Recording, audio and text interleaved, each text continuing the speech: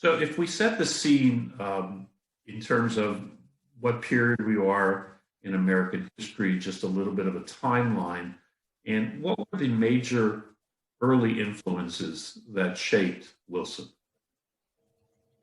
I think key to Wilson is his father, Joseph Ruggles Wilson. Joseph Ruggles Wilson is one of these larger than life people. He was sure he'd been put on the earth to do greater things than in fact he ended up doing.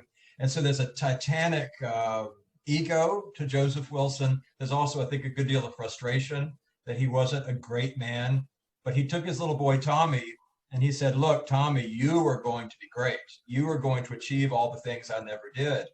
And Joseph was not only a very prominent Presbyterian minister in various towns throughout the South, but he was also a professor at a theological seminary. And so we see a lot of the patterns of Woodrow Wilson's later life in his dad.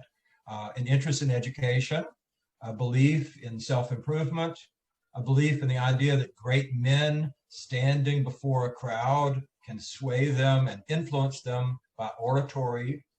Also, though, there's this emphasis on fighting to get what you want. Joseph Wilson was a ferocious combatant when it came to policy differences at the seminary. He would pound his fist. He would say, I know I'm right. And yes, we see a lot of that in little Tommy Wilson once he becomes president of Princeton University and eventually president of the United States.